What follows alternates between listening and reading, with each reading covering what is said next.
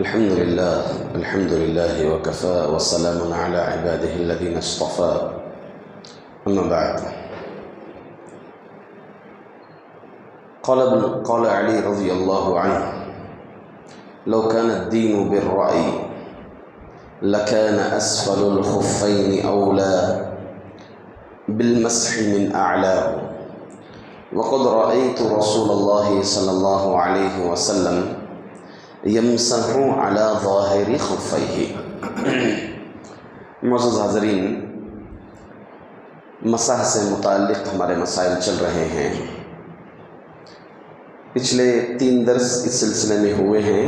پہلا درس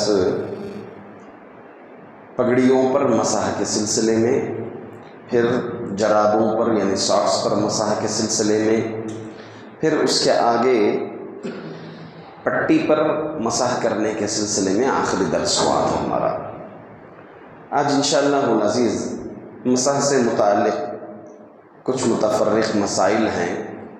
انشاءاللہ آج مسح سے متعلق گفتگو کو ختم کی جائے گی۔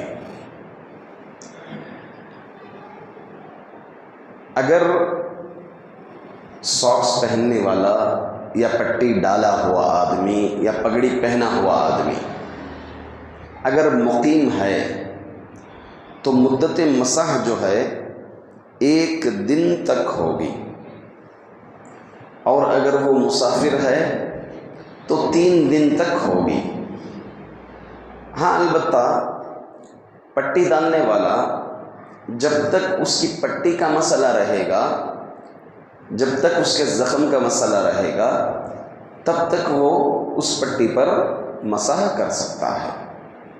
اللہ کے رسول صلی اللہ علیہ وسلم نے فرمایا: للمسافر 3 ایام ولیالیہن وللمقیم یوم ولیلۃ۔ مسافر کے لیے 3 دن اور 3 رات ہے، جبکہ جو ہے مقیم کے لیے 1 دن اور 1 رات مسح کر سکتے ہیں۔ مطلب کیا ہے؟ 5 نمازیں فرض نمازیں اگر کوئی ظہر سے پہلے پہنتا ہے تو دوسرے دن فجر تک اس پر وہ مسح کر سکتا ہے، یعنی فجر کی نماز تک، یا پھر اسی طرح سے مکمل 1 دن جب وہ پہنا تھا تو اس وقت کا خیال کرتے ہوئے اس سے پہلے بھی وہ 10 بجے 9 بجے اگر وضو کرتا ہے تو وضو میں وہ اپنے اس موضوع پر مسح کر سکتا ہے۔ اس کے بالمقابل مسافر کا معاملہ یہ ہے کہ اس کو اس کی مدت 3 دن تک دی گئی ہے۔ اب اگر اس میں حکمت پوچھیں تو حکمت یہی ہے کہ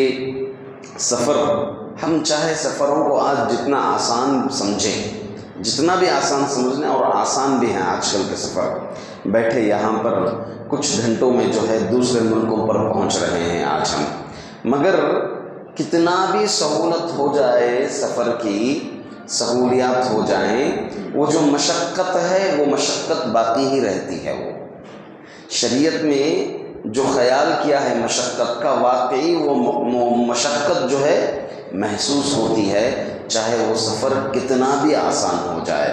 اگر ہمیں وہ مشقت محسوس ہو یا نہ ہو، چاہے وہ مشقت ہمیں محسوس ہو یا نہ ہو، شریعت کا مسئلہ تو ہمارے لیے بدل نہیں سکتا۔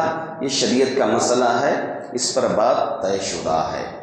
اسی طرح سے مسح جو کریں گے وہ مسح اوپر کے حصے پر کریں گے۔ ساکس پہنے ہیں تو اوپر کریں گے۔ علی رضی اللہ عنہ کہتے ہیں: لو کان الدین بالرأی، اگر دین کو عقل پر سمجھا جاتا، یعنی آدمی کو جیسے سمجھ میں آئے ویسے، اس کو بات سمجھ میں جو بات آتی ہے اس کو لے لیتا ہے، جو بات سمجھ میں نہیں آتی ہے تو اس کو چھوڑ دیتا ہے۔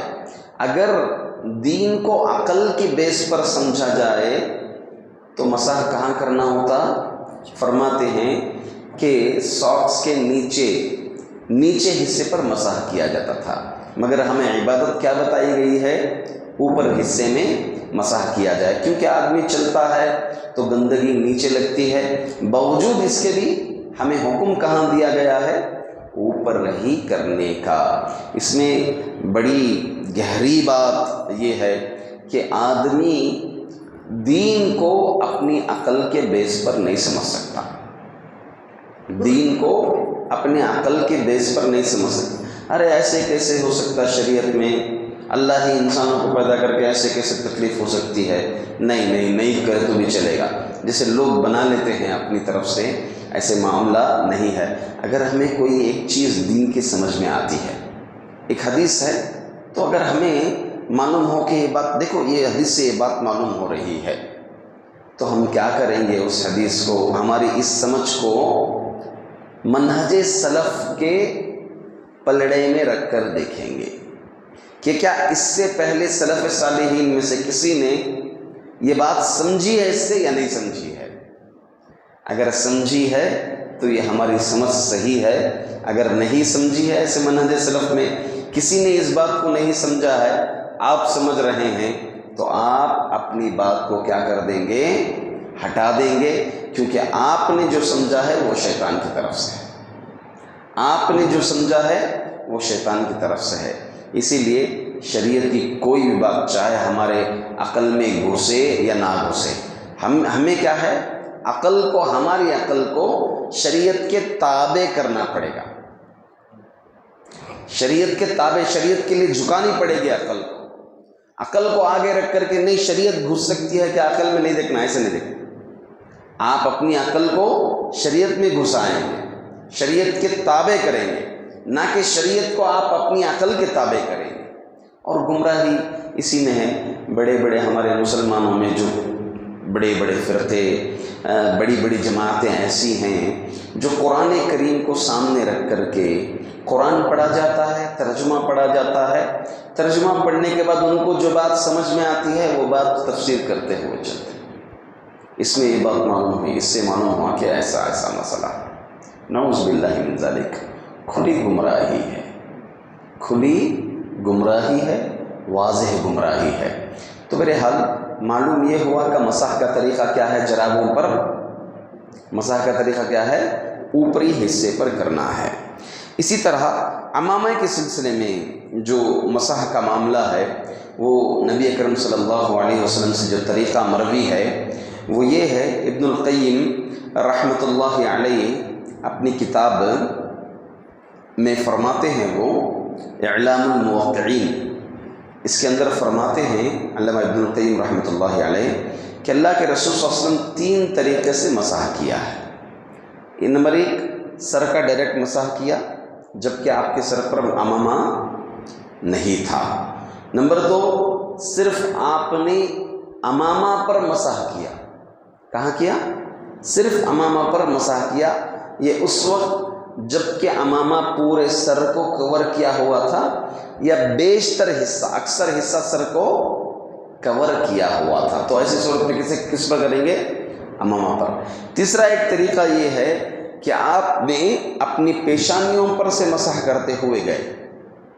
کب یہ؟ جب عمامہ اور تھوڑا نیچے ہو جائے، سر سے نیچے اور ہو جائیں، تو ایسی صورت میں پیشانی پر سے کرتے ہوئے آپ نے کس پر مسح کیا؟ عمامہ پر اپنے ہاتھ کو آپ نے پھیرا، کیونکہ عمامہ کبھی کبھی نیچے تک بھی ہو جاتا ہے، تو ایسے سمے جس حصے پر عمامہ ہو وہیں سے ہم کیا کریں گے؟ مسح کی شروعات کریں گے۔ یہ 3 طریقے علامہ ابن القیم رحمۃ اللہ علیہ زاد المعاد کے اندر اس چیز کو نقل فرمائے ہیں، جو 3 طریقے اللہ کے رسول صلی اللہ علیہ وسلم کے وارد ہیں۔ تو انہی 3 طریقوں کے مطابق کیا کیا جائے گا؟ مسح کیا جائے گا۔ ایک اور آخری بات، ایک آخری مسئلہ وہ ہے کہ عموماً لوگ گدی پر مسح کرتے ہیں، یہ پیچھے حصے میں گدی پر مسح کرتے ہیں۔ اس سلسلے میں کچھ روایتوں کو میں نے پڑھا ہے، وہ روایتیں آپ کے سامنے، اس میں سے ایک روایت پیش کرتا ہوں۔ ایک روایت یہ ہے کہ اللہ کے رسول صلی اللہ علیہ وسلم نے فرمایا، جو شخص گدی پر مسح کرے گا قیامت کے دن اس کو بیڑیوں میں جکڑا نہیں جائے گا۔ تو یہ معنی کے اعتبار سے یہ حدیث کیا ہے؟ واضح ضعیف لگ رہی ہے۔ اگر حکم دیکھے تو اس کا موضوع ہے۔ موضوع روایت سمجھتے ہیں آپ، ضعیف سے بھی خطرناک ہوتی ہے۔ موضوع یہ ہوتی ہے کوئی سند ہی نہیں اس کا، 5ویں ہجری میں کوئی آیا بس قال رسول اللہ صلی اللہ علیہ وسلم کہہ دیا، 6ٹھی ہجری میں کوئی آیا کہہ دیا قال رسول اللہ صلی اللہ علیہ وسلم، نہ ہی جو ہے سلسلے وار سند ہے، کچھ نہیں، بس آدمی اپنی جانب سے جو کہہ دیتا ہے اس کو کہتے ہیں موضوع روایت ہے۔ اس کے علاوہ ایک مسئلہ یہ ہے کہ ہم اپنے موضع کو یا پھر امامہ کو کب اتاریں گے؟ کب اتاریں گے؟ جب 3 دن کی مدت ہو جائے مسافر کے لیے، مقیم کے لیے 1 دن کی مدت ہو جائے تب اتاریں گے۔ نمبر 2، غسل جنابت کا اگر معاملہ آ گیا تو ایسی صورت میں بھی ہم کیا کریں گے؟ اپنے امامہ کو بھی اتاریں گے اور اپنے ساکس یعنی جورب کو بھی اتاریں گے، اور اس پر مسح نہیں کیا جائے گا بلکہ جو ہے غسل کیا جائے گا۔ جنابت کی حالت آنے سے انسان کا وہ جو مسح کی مدت ہے وہ ٹوٹ جاتی ہے، انسان کو وہ چیز نکال دینی پڑتی ہے جس چیز کے بیس پر، وضو کے بیس پر جو ساکس پہنا ہو یا امامہ پہنا ہو۔ اللہ کے رسول صلی اللہ علیہ وسلم فرماتے ہیں ان لا ننزع خفافنا 3 ایام الا من جنابت لیکن من غائط وبول ونوم۔ فرماتے ہیں حضرت عثمان بن عفان رضی اللہ عنہ کہ اللہ کے رسول صلی اللہ علیہ وسلم نے ہمیں حکم دیا ہے کہ ہم اپنے جورب کو، اپنے ساکس کو نہ اتاریں، کتنے دن تک؟ 3 دن تک، الا یہ کہ جنابت کی حالت آ جائے، نہ کہ نیند، نہ کہ غائط یعنی استنجا، اور نہ کہ جو ہے پیشاب۔ ان تینوں چیزوں پر اپنے امامہ کو یا پھر اپنے ساکس کو نہ اتاریں۔ ان 3 ضرورتوں کی بیس پر وضو اگر ٹوٹ جاتا ہے تو اس پر مسح کریں گے، اگر جنابت کی حالت ہو جائے تو ایسی صورت میں کیا کریں گے؟ اپنے اس حصے کو یعنی ساکس کو، امامہ کو اتارنا ضروری ہے۔ بس اب ہم یہیں پر اپنی بات کو اکتفا کرتے ہیں، اللہ تعالیٰ سے دعا کرتے ہیں کہ اللہ رب العزت ہمیں دینی و فقہی معلومات کو سننے سمجھنے کی توفیق عطا فرمائے۔ آمین۔ وآخر دعوانا ان الحمد للہ رب العالمین۔ سبحان